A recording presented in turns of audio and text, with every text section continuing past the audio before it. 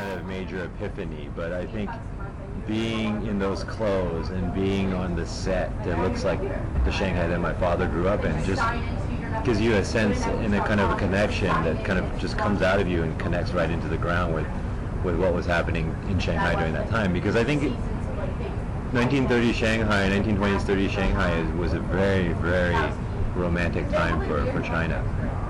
There were spies everywhere. There was all kinds of governments in there trying to figure out what was going to happen with China, and not unlike what's happening now, actually. Everybody wants a piece of China right now because they feel that it's going to be blowing up soon. I think the problem with 1930 Shanghai was no one realized it would become communist and it would close the country down.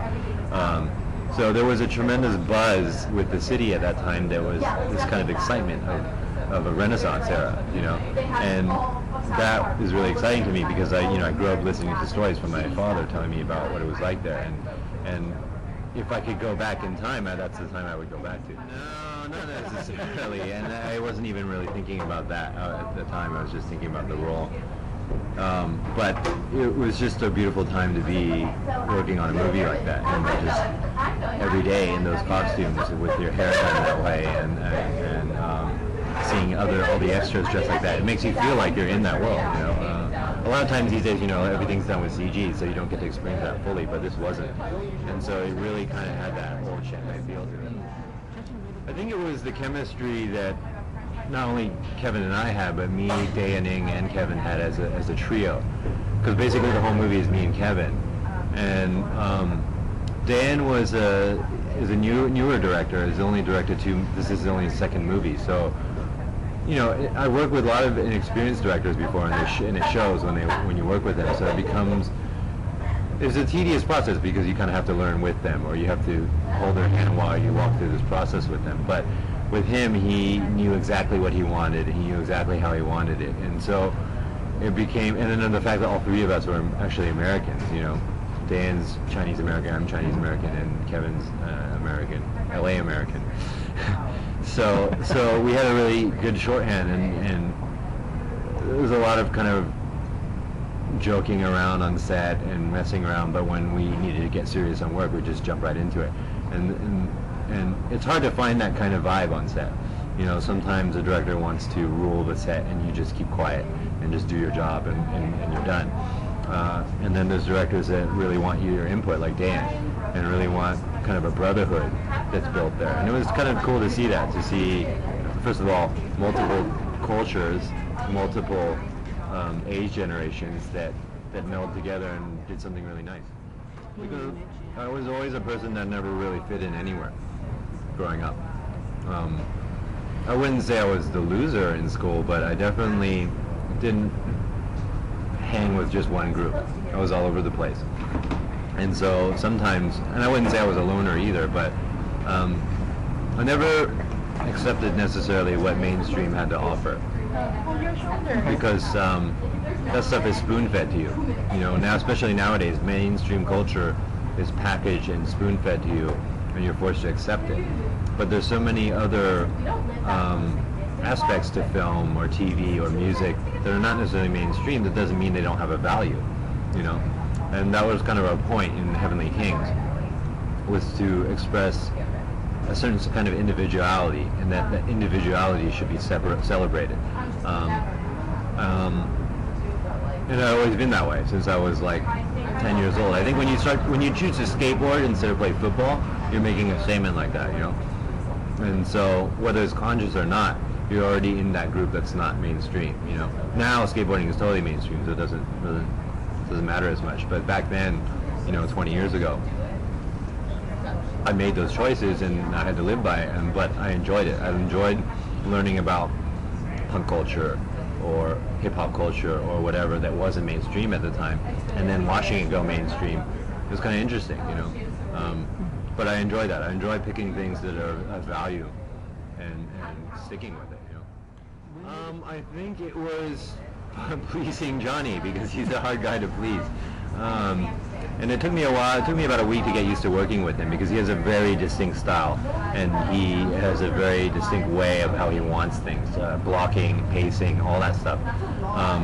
which is very different than a lot of directors I've worked with in the past who kind of want to see what you can give, and then they work with that. But Johnny's like, when he gets to say, he reads the script and he knows exactly how he wants it, whoever the actor is, and he wants you to deliver it that way. So it's been a while since I worked that way, and so it was kind of difficult at first. But once I got into the tone of the film, it became really easy and fun. And then just us slowly bonding. I mean, Johnny's somebody who I've respected for a long time in film and just never really had a chance to work with him. And so to finally work with him on this was pretty awesome. Yeah, I think it was the fact that the most emotional parts of the film happen in between the dialogue. And I found that it was just a great opportunity to try that kind of acting where really emotional things happens in moments rather than in well-written dialogue per se, you know, because I don't necessarily believe dialogue is all that acting is about. You know, it's about the in-between, and it's a really kind of ephemeral thing because you can't grasp onto what it is exactly. But if there's chemistry between the actors and both of us understand those feelings that happen between the lines, then it's really beautiful, and I was really attracted by that. It requires you to get into the story and let go of any kind of preconceived concepts you have about life and just accept the story, you know. And people who are used to watching movies that you don't think about when you walk out of the theater, or that don't like to think while they're watching a movie, they want the movie to take them on a ride, may not enjoy this movie because this movie really requires you to think, and it pushes you to question ideas of love and the idea of what does it mean to this character when he sees a girl in his dream, but then he sees another girl in real life that looks exactly like her? Are they the same person? What does that mean to him? You know, all these questions that make him reflect on himself, and then how his past comes back to him, and how he has to face that past, and how he can't really run away from it in order for him to move on in life. So it's a complex film. There's so many layers to it, and like I said, it's not for everybody. So I don't think it's necessarily a crossover film, but I think the people who like it really love it.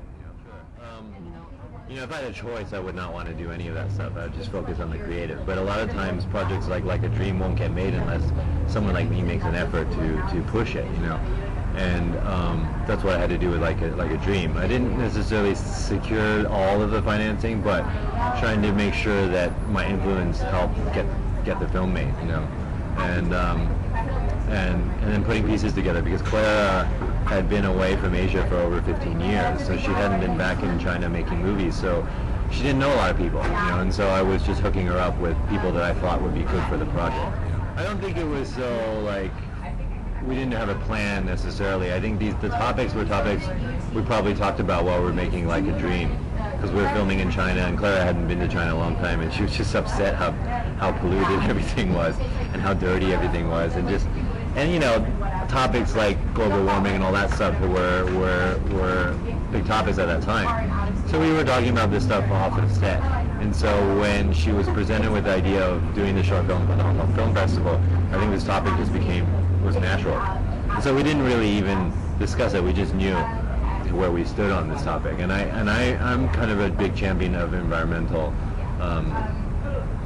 protection, because having stayed in South Africa and seeing really true beauty, and you have to realize that like not every city is the world. You have to realize that we as human beings are destroying this world faster than we've ever done in the past, and that's because of our consumption. We just consume too damn much, you know, and society's been pushed to a point where we're told that we're supposed to consume more and more and more, but why can't we save? Why can't we conserve? Why can't we protect what we have? And so Red Earth was a perfect example of being able to artistically get those ideas and values out there. Every day, the same. Wake up, starts all over.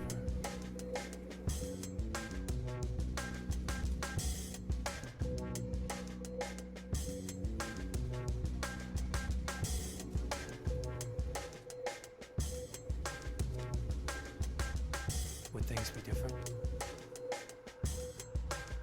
A better day? Never.